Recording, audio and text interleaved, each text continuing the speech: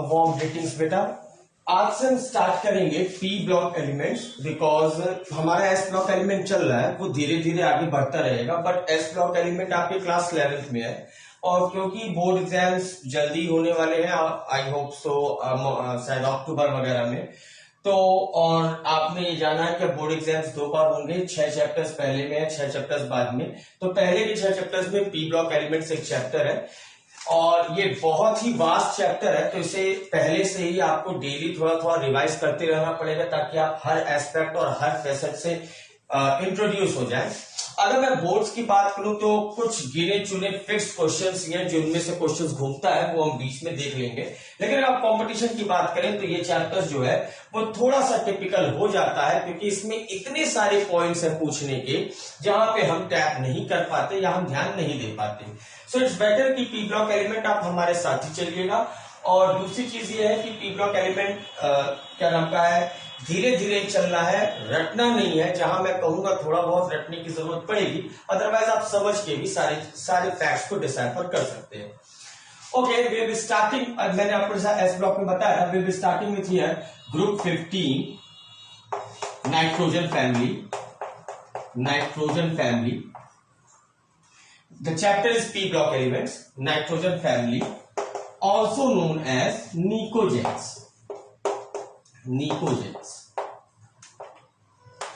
अगर मैं आपको पीरियोडिक टेबल में एक बार फिर से सारी चीजें रिविजिट करा दूं कि अगर ऐसा है पीरियोडिक टेबल मान लीजिए, तो मैंने आपको बताया था कि ये जो पोर्शन है ये एस ब्लॉक एलिमेंट्स के लिए है, ये जो पोर्शन है ये पी ब्लॉक एलिमेंट्स के लिए है, ये जो पोर्शन है ये डी ब्लॉक एलिमेंट्स के लिए है और ये जो पोर्शन है ये एफ ब्लॉक एलिमेंट्स के लिए। जैसा आपको पीरियोडिक टेबल ऐसा कुछ दिखता है। एस ब्लॉक एलिमेंट में 2 ग्रुप्स हैं, ग्रुप 1 ग्रुप 2, दैट इज एक पहला आपका लिथियम वाला जो ग्रुप है और दूसरा आपका मतलब alkali metal, alkaline earth metal. ये दोनों ग्रुप आपके 11th में है। पी ब्लॉक में भी बोरोन फैमिली और क्या नाम का है दूसरा वाला कार्बन फैमिली, ये दोनों भी आपके क्लास 11th में है। पी ब्लॉक में nitrogen family that is known as pnicogens, oxygen family chalcogens, hydrogen family that is fluorine chlorine and then noble gases, वो आपको इस क्लास में करना है। So we will starting with group 15 nitrogen family pnicogens. Now सबसे पहले हम ये देखेंगे ग्रुप 15 इन्हें हम क्यों कहते हैं। अगर आप इस ग्रुप के किसी भी एलिमेंट को लेते हैं, फॉर सपोज मैं पहला एलिमेंट ले लूं से नाइट्रोजन या मैं दूसरा एलिमेंट ले लूं से फास्फोरस, इसका आप 2 तरीके से इलेक्ट्रॉनिक कॉन्फ़िगरेशन कर सकते हैं। एक जो आपने पुराने तरीके में सीखा हुआ है, नाइट्रोजन का एटॉमिक नंबर होता है 7, सो इसका एटॉमिक कॉन्फ़िगरेशन होगा 2,5, या अगर आप जो रिसेंट मतलब क्वांटम थ्योरी के हिसाब से जो इसका इलेक्ट्रॉनिक कॉन्फ़िगरेशन है that is equal to 1s2 2s2 2p3 3p5 to 7। Similarly आप फास्फोरस की बात करें तो 285 since it's atomic number is 15, और अगर इसका आप ऐसे इलेक्ट्रॉनिक कॉन्फ़िगरेशन करते हैं 1s2 2s2 2p6 3s2 3p3। तो अगर आप इसके बेसिस पे देखना चाहते हैं ग्रुप नंबर और पीरियड नंबर, तो पीरियड तो आप देख सकते हैं 2 शेल्स हैं तो इसका पीरियड 2 होगा, यह आपने पुरानी क्लास में किया है। और ग्रुप निकालने के लिए हम आउटर मोस्ट शेल में इलेक्ट्रॉन्स देखते हैं, आउटर मोस्ट इलेक्ट्रॉन्स या बैलेंस इलेक्ट्रॉन्स भी हम कहते हैं। अगर बैलेंस इलेक्ट्रॉन 1 है या 2 है तो ग्रुप 1 या 2 कहलाएगा, लेकिन अगर बैलेंस इलेक्ट्रॉन 3 या 3 से ज्यादा है तो वो ग्रुप उसमें आपको 10 ऐड करके तब उसका ग्रुप नंबर निकलता है। जैसे इसके आउटर मोस्ट में 5 है, ये 3 या 3 से ज्यादा है तो इसमें आप 10 ऐड करेंगे, it will belong to group 15। या similar the case here, phosphorus में पीरियड 3 एंड ग्रुप 15। अगर आप इस कॉन्फ़िगरेशन से देखिए तो जो इलेक्ट्रॉनिक करते समय जो लास्ट के इलेक्ट्रॉन्स जिस प्रिंसिपल क्वांटम नंबर में आते हैं, here n is equal to 2 पे जाकर इलेक्ट्रॉनिक कॉन्फ़िगरेशन कंप्लीट हो जाएगा। तो यानी कि इसका आप कह सकते हैं कि इसका जो ग्रुप होगा, इसका जो पीरियड होगा वो 2 होगा, और n इज इक्वल टू 2 में 2 सबशेल्स हैं, एक s ऑर्बिटल और एक p ऑर्बिटल, s में 2 और p में 3, तो total 5 electrons outer most shell में है और 5 में आप 10 ऐड कर देंगे तो ग्रुप 15।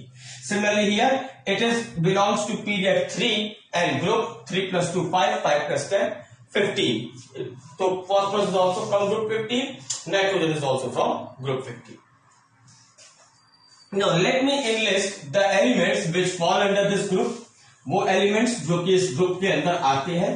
और उनके थोड़े से अकरेंस, उनका स्टेट, ये हम देखेंगे। जैसे इसमें जो आते हैं आपका nitrogen, electronic atomic number is 7, phosphorus 15, arsenic it's I hope so 33, antimony and then comes bismuth. मैंने आपको एटॉमिक नंबर निकालने का तरीका बताया था, ये पीरियड 2 में है। पीरियड 1 में हाइड्रोजन हीलियम आता है, उसमें हम क्या नाम का 2 ऐड करते हैं, फिर उसके बाद हम 8 ऐड करते हैं, फिर हम 18 ऐड करते हैं, फिर अगेन हम 18 ऐड करेंगे। जैसे 15 में आप 18 ऐड करेंगे, 8 5 13 1 33 में आप 18 ऐड करेंगे, 8 3 11 51 एंड देन आप 32 ऐड करेंगे, यू विल गेट 83। तो इस तरीके से हम एटॉमिक नंबर निकालते हैं। मीन्स पहले आप 8 ऐड करिए, फिर उसके बाद 18 ऐड करिए, फिर 18 ऐड करिए, फिर 32 ऐड करिए, और इसके बाद भी एक और एलिमेंट आता है that is moscovium, that is radio active. उसका भी अगर आपको एटॉमिक नंबर निकालना है, 83 में आप 32 ऐड कर दीजिए।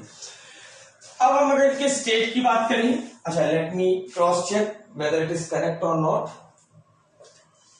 Yes it's correct. अब अगर हम इनकी बात करें कि इनके स्टेट्स की बात करें, तो nitrogen is a non metal which always exist in gaseous state, non metal. फिर अगर नॉन मेटल की बात करें तो ये दोनों आपके नाइट्रोजन एंड फॉस्फोरस, ये आपके नॉन मेटल्स हैं, जिसमें से नाइट्रोजन गैसियस स्टेट में एग्जिस्ट करता है and phosphorus exist in solid state. Solid state but easily vaporisable, थोड़ा सा आप एनर्जी देंगे, ये वेपर फॉर्म में सॉलिड फॉस्फोरस कन्वर्ट हो जाएगा। आर्सेनिक एंड एंटीमनी की बात करें तो दे आर मेटलॉइड्स।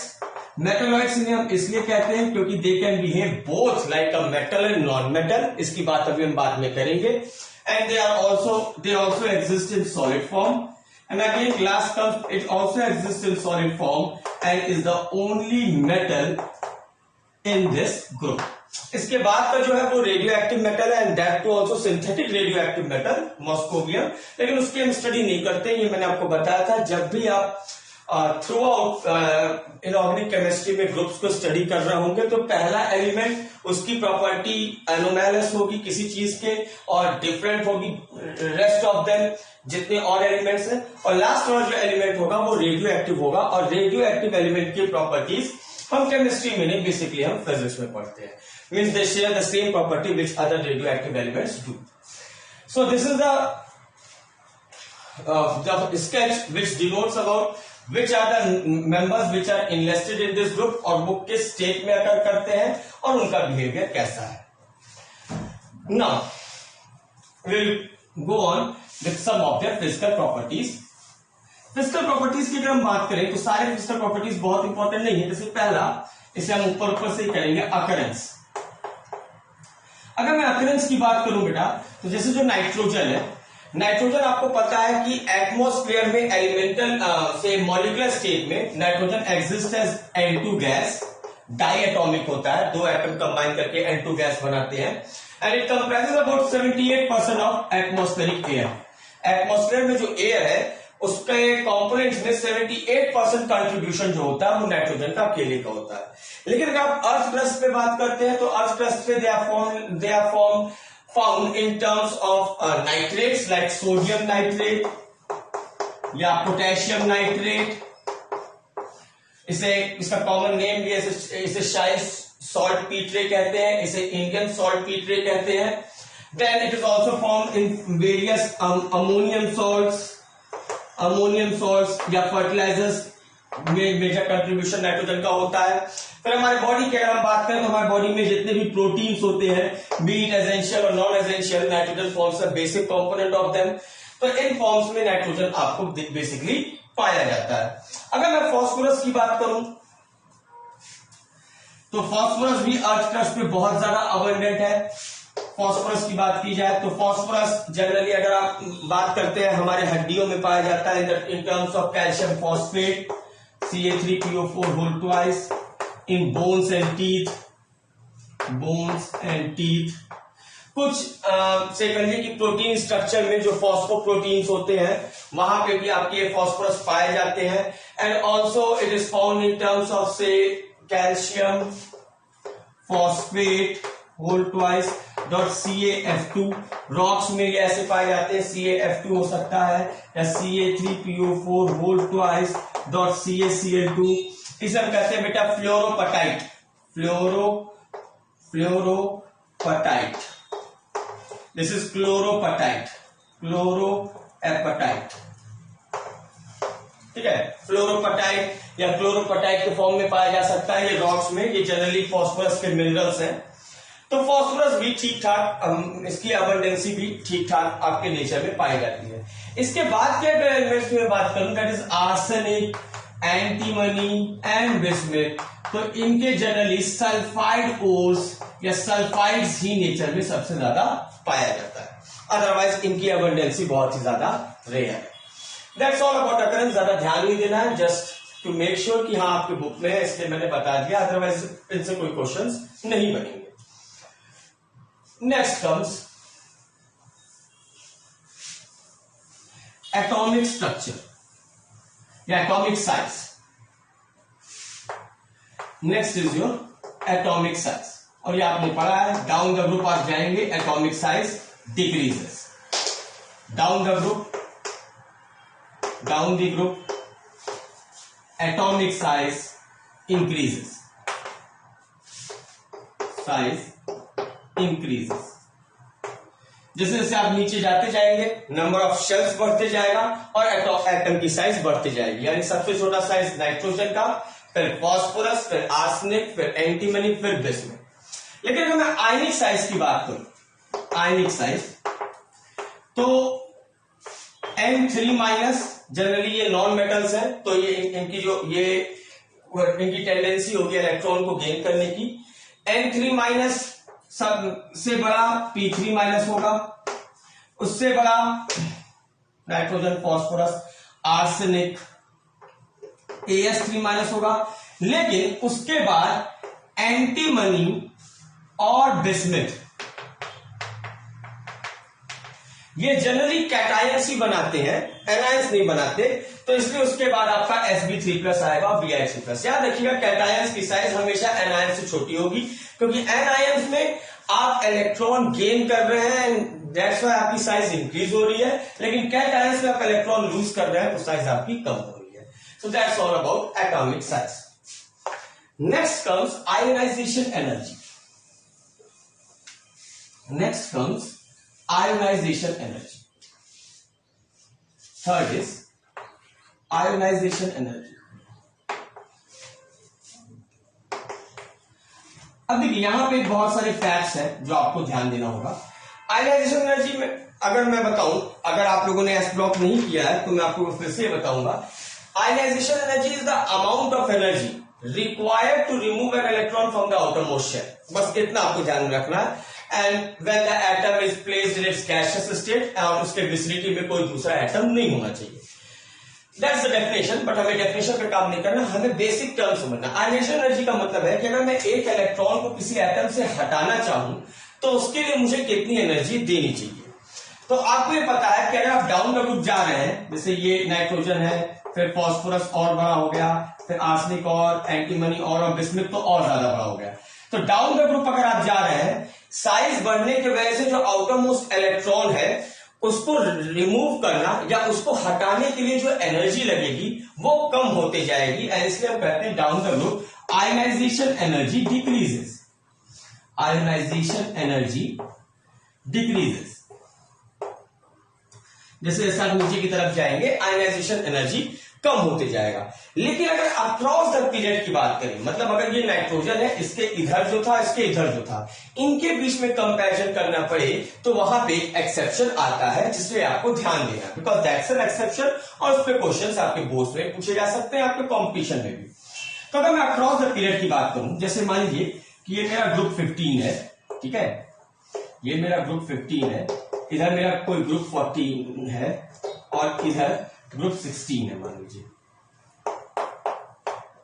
ओके, और nitrogen, phosphorus, arsenic, antimony, bismuth, इधर मैं एक दो ही लेता हूं, carbon, sulphur, group 14 is of carbon family, और ग्रुप 16 की बात करें oxygen, sorry carbon, silicon, carbon, silicon, germanium and so on, it's oxygen, sulphur, selenium, tellurium and so on. तो ये तो पता है कि आप किसी भी ग्रुप में डाउन द ग्रुप जाएंगे तो साइज बढ़ेगी, आयनाइजेशन एनर्जी कम होगी। बट अक्रॉस द पीरियड की बात करें, मान लीजिए मैं इस तरीके से जा रहा हूं, कार्बन, नाइट्रोजन, ऑक्सीजन, या इस तरीके से जाऊं, सिलिकॉन, फास्फोरस या सल्फर, या जर्मेनियम, आर्सेनिक, सेलेनियम, अगर ये एक पीरियड में पढ़ रहे होंगे, अगर आप कार्बन का इलेक्ट्रॉनिक कॉन्फ़िगरेशन देखिए तो it is 2,4, this is 2,5, this is 2,6 and then comes fluorine 2,7। तो आप अगर इधर की तरफ देखेंगे तो ये देख सकते हैं सेकंड पीरियड में कार्बन विलय कर रहा है, सेकंड पीरियड में नाइट्रोजन विलय कर रहा है, सेकंड पीरियड में ऑक्सीजन विलय कर रहा है। सिमिलरली अगर आप इसकी बात करेंगे तो it is 284, it is 285 and it is 286। Second period में आपका सिलिकॉन भी फास्फोरस एंड सल्फर, यानी कंपैरिजन अगर आप अक्रॉस द पीरियड कर रहे हैं तो जैसे नाइट्रोजन के corresponding element carbon and oxygen होगा, मतलब जिस ग्रुप में नाइट्रोजन है उसके उसी लोकेशन पे ग्रुप 14 में कार्बन है, और उसी लोकेशन पे यानी पहला मेंबर ग्रुप 16 का ऑक्सीजन है, पहला मेंबर ग्रुप 15 का जैसे नाइट्रोजन है, उसी का पहला मेंबर ग्रुप 14 का कार्बन है। सिमिलरली फास्फोरस के करस्पॉन्डिंग लोकेशन पे सिलिकॉन है ग्रुप 14 में, एंड फास्फोरस के करस्पॉन्डिंग लोकेशन में सल्फर है ग्रुप 16 में। तो इनमें कंपैरिजन आ सकता है आपका। अब हमें ये देखना है कि अक्रॉस द पीरियड, अगर आपको एस ब्लॉक नहीं किए तो एक बार मैं फिर से रिविजिट कर रहा हूं कि अक्रॉस द पीरियड जो हम कंसिडर करते हैं, जो हमारा जनरल ट्रेंड है वो ये कि ionization energy across the period बढ़नी चाहिए। जैसे अगर मैं कार्बन की बात करूं, क्योंकि अब आप क्लास 12th में है एंड इतना मुझे पता है कि अब आपने इलेक्ट्रोस्टैटिक्स कर लिया और आपको कूलम्बिक इंटरेक्शन पता है, तो मैं उसी चीज को यूज करूंगा। कार्बन की अगर मैं बात करूं तो कार्बन के न्यूक्लियस में 6 प्रोटॉन्स होंगे और 6 इलेक्ट्रॉन ऐसे ऐसे रिवॉल्व कर रहे हैं, 2,4, ठीक है। ये this is I am 6 proton जहां लिखा हूं समझिए वो न्यूक्लियस है। सिमिलरली अगर मैं नाइट्रोजन को लूं 7 प्रोटॉन्स और फिर 2 इलेक्ट्रॉन और फिर 5 इलेक्ट्रॉन। सिमिलरली ऑक्सीजन को लूं 8 प्रोटॉन और फिर 8 proton 2 electron, 1 2 3 4 5 6। I hope so this clear.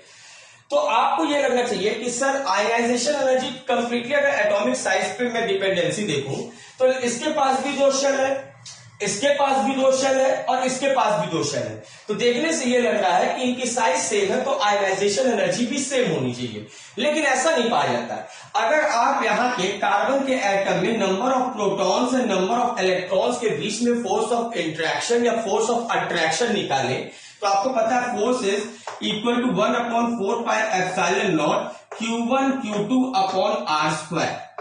ये आपने फिजिक्स में इलेक्ट्रोस्टैटिक्स में किया होगा। यहां पे R लगभग सबका सेम है, बहुत ज्यादा अंतर नहीं है, तो हम R के फैक्टर पे फोर्स ऑफ अट्रैक्शन जज नहीं करेंगे, हम जज करेंगे चार्ज के फैक्टर पे। यहां पे Q1 कितना है 6 प्रोटॉनिक चार्ज, दैट इज 6 × 1.6 × 10⁻⁻19 कूलम। एक प्रोटॉन पे और एक इलेक्ट्रॉन पे चार्ज सेम होता है, जस्ट उनके साइंस अपोजिट होते हैं। तो यहां पे 6 प्रोटॉनिक चार्ज और 6 इलेक्ट्रॉनिक चार्ज है, यहां पे 7 प्रोटॉनिक चार्ज और 7 इलेक्ट्रॉनिक चार्ज है, और यहां पे 8 प्रोटॉनिक चार्ज और 8 इलेक्ट्रॉनिक चार्ज है। तो आप क्या पाएंगे कि यहां पे जो फोर्स ऑफ अट्रैक्शन है यहां पे जो है और यहां पे जो है, जितना ज्यादा Q1 Q2 होगा उतना ज्यादा फोर्स ऑफ अट्रैक्शन होगा। तो ऑक्सीजन के केस में 8 protonic charge into 8 electronic charge, that is will come out to be 64 into 1.6 × 10⁻⁻19 coulomb का स्क्वायर। या यूं कह लीजिए कि यहां पे जो फोर्स ऑफ अट्रैक्शन है प्रोटॉन्स और इलेक्ट्रॉन्स के बीच में वो मैक्सिमम है, जिसके वजह से ऑक्सीजन का जो एटम है उसकी साइज थोड़ी छोटी हो जाती है ड्यू टू दिस अट्रैक्शन। फिर नाइट्रोजन, फिर कार्बन।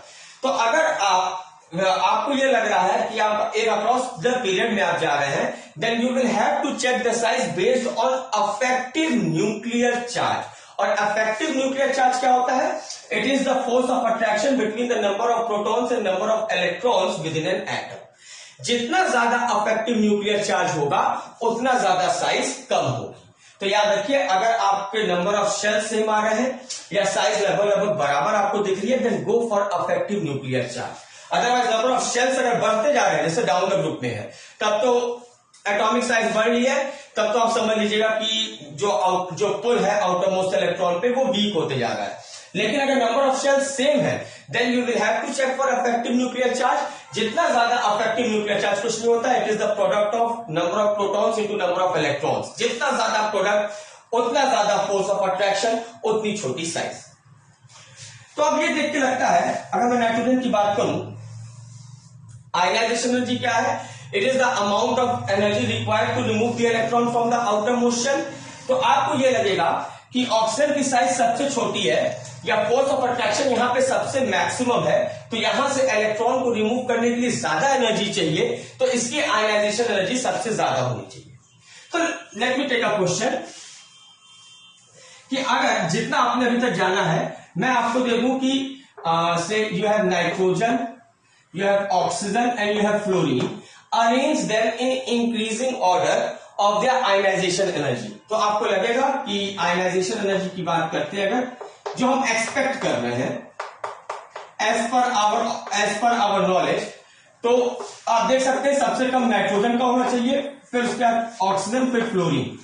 फ्लोरीन का सबसे ज्यादा क्यों? क्योंकि इसमें affective nuclear charge 9 proton into 9 electron बहुत ज्यादा होगा, साइज बहुत छोटी हो जाएगी, इलेक्ट्रॉन को निकालने के लिए बहुत मशक्कत करनी पड़ेगी। But there is an exception to it. Exception, ये एक्सपेक्टेशन था, ये एक्सेप्शन है, प्लीज कंफ्यूज मत होइएगा। अब इसमें क्या देखिए, नाइट्रोजन का अगर मैं इलेक्ट्रॉनिक कंफिगरेशन करूं 1s2 2s2 2p3, इसको मैं ऐसे दिखा रहा हूं बॉक्स के फॉर्म में, 2p3। ऑक्सीजन की अगर मैं बात करूं 1s2 2s2 2p4, ये हो जाएगा, this will be your oxygen. तो ये चीज अब एकदम क्या नाम का, इस चीज को याद रखिए, अगर इलेक्ट्रॉनिक कॉन्फ़िगरेशन में आउटर मोस्ट ऑर्बिटल में, या तो अगर वो outer most orbital completely filled है या एग्जैक्टली हाफ फिल्ड है, तो वो इलेक्ट्रॉनिक कॉन्फ़िगरेशन बहुत ज्यादा स्टेबल होगा। और कोई चीज अगर स्टेबल है तो वो अपने इलेक्ट्रॉनिक अरेंजमेंट को चेंज होने नहीं देगा। लाइक आपको पता है एस ऑर्बिटल में मैक्सिमम 2 इलेक्ट्रॉन्स होते हैं, पी में मैक्सिमम 6, डी में 10 और एफ में 14। तो अगर किसी इलेक्ट्रॉनिक कॉन्फ़िगरेशन के आउटर मोस्ट शेल में के पी में 6 है या उसके डी में 10 है या एफ में 14 है, तो बहुत ज्यादा स्टेबल है, वो आपको नोबल गैसेस में मिलता है। लेकिन अगर उसके बाद अगर उनका P D F exactly half filled है, लाइक दिस नाइट्रोजन, पी में 6 इलेक्ट्रॉन्स होते हैं और 6 का एग्जैक्ट हाफ 3 होता है, तो ये 3 इलेक्ट्रॉन्स यहां पे भरे हुए हैं, तो नाइट्रोजन का इलेक्ट्रॉनिक कॉन्फ़िगरेशन बहुत ज्यादा स्टेबल है। और आप सोचे कि एक इलेक्ट्रॉन मैं यहां से खींच लूं, तो नाइट्रोजन इस बात को अलाउ नहीं करेगा, because it has achieved stability. तो अगर आपको एक इलेक्ट्रॉन निकालना है, you will have to do it at the cost of its stability, you will have to breach its stability. इसके लिए आपको बहुत ज्यादा एनर्जी इन्वेस्ट करना पड़ेगा। इसलिए जो ये ट्रेंड था कि नाइट्रोजन से ज्यादा ऑक्सीजन का होना चाहिए, एस्पेक्ट जो हमारा एक्सेप्शन है वो ये बताता है कि ना, nitrogen comes over here, then oxygen and then fluorine. ऐसा नहीं कि नाइट्रोजन फ्लोरीन के आगे पहुंच जाएगा, बस एक प्लेस का अंतर होता है। And what is the reason behind it? Reason is due to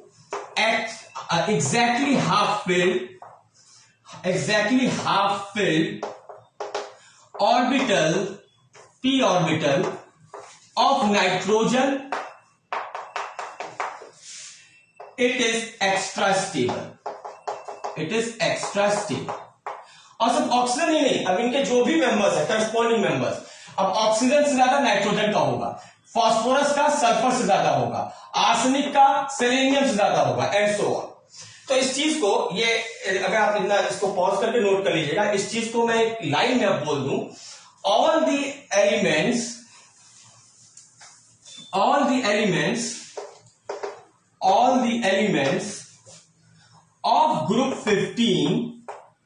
of group 15 have higher ionization energy to their corresponding elements, to their corresponding means nitrogen का corresponding ऑक्सीजन, सल्फर का phosphorus का sulphur. All the elements of group 15 have higher energy to their corresponding elements of group 16. Corresponding elements of group 16 due to extra stable half, exactly half filled outermost p orbital, outermost p orbital। आज इतने पे ही बेटा, इसके आगे की physical property हम धीरे धीरे करके नेक्स्ट लेक्चर में स्टार्ट करेंगे। आई hope so the point is well taken. इसी तरह डिटेल में हम एक बार बस ये सारी फिजिकल प्रॉपर्टी करनी, फिर हर ग्रुप में एक चीज क्या नाम का रिपीट होते रहेगा। आज के लिए इतना ही बेटा, थैंक यू।